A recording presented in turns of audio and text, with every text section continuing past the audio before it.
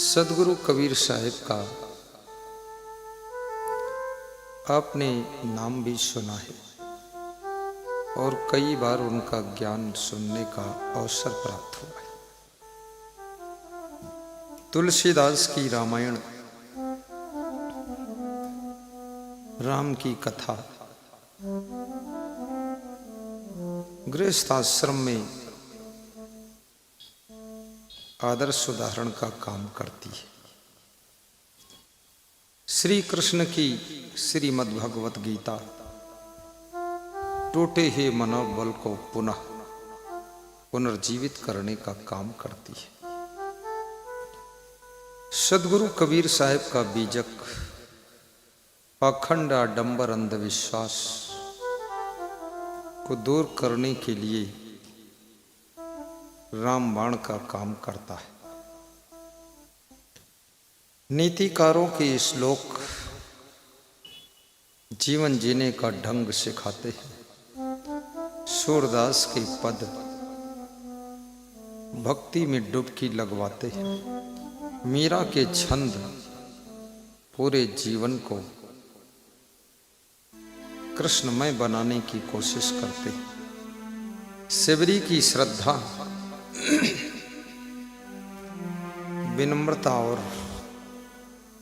प्रेम का सागर बना देती है।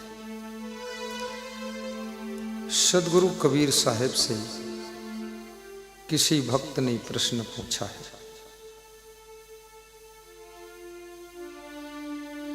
कि संसार में आपने क्या देखा है। सदगुरु कबीर साहिब अपनी दृष्टि से संसार को देखकर बता रहे हैं कि संसार में मैंने ये चीज देखा है। संसार तो एक ही है, लेकिन देखने वाले अनेक लोग हैं। सब अपने अपने दृष्टि से, अपने अपने ढंग से देखते हैं और सबकी परिभाषा बिलग बिलग होती है। एक ही नारी को, एक ही पुरुष को, एक ही गुरु को जितने लोग देखते हैं, वह लोग अपनी अपनी दृष्टि से कुछ उसमें अलग अलग देखते हैं। किसी को अच्छा दिखता है, किसी को बुरा दिखता है, किसी को मध्यम दिखता है, और देख करके किसी को प्रेम हो जाता है, किसी को द्वेष हो जाता है। कोई निंदा करते हुए चला जाता है और कोई गुणगान करते हुए वापस लौटता है। उसी घर में रहने वाले लोग, कुछ लोग बड़े संतुष्ट और खुश रहते हैं। उस घर के कुछ सदस्य बड़े असंतुष्ट और दुखी रहते हैं। घर वही है। मनुष्य की सोच बहुत बड़ी चीज है। आपके मन में क्या विचार चल रहा है। तो कबीर की दृष्टि में और संसारियों की दृष्टि में जमी आसमां का फर्क है। कबीर साहिब कहते हैं, मैंने संसार में जो देखा है उसको वर्णन करता हूं। तन धरि सुखिया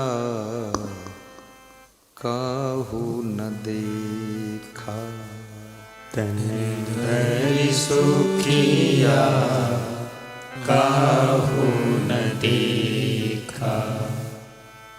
जो देखा सो दुखिया, जो देखा सो दुखिया।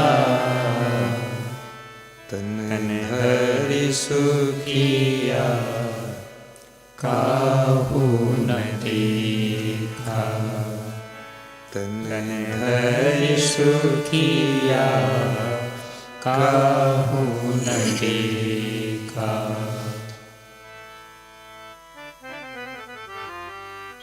मनुष्य, पशु, पक्षी, क्रम कीट, अंडज पिंडज उष्मज और मनुष्य योनि में जिन जिन आत्माओं ने शरीर को धारण किया है, उनको मैंने दुखी ही देखा है। सबके पास अलग अलग कम ज्यादा दुख है, और मनुष्य सभी प्राणियों से अधिक दुखी है, क्योंकि मनुष्य अधिक बुद्धिमान है। ये बहुत दिमाग लड़ाता है, और मनुष्य के पास में संतोष भी नहीं है, और जो मिलता है उसका सुख ये भोग नहीं पाता है। जो नहीं मिला है उसी के पीछे ये दौड़ता है, जो मिल गया है उसका स्वाद नहीं चखता है। मनुष्य के मन की आदत है, जो उसे प्राप्त हो जाता है उसमें उसको कोई रस नहीं रहता है, और जो प्राप्त हुआ नहीं है उसमें उसको बहुत रस दिखाई देता है।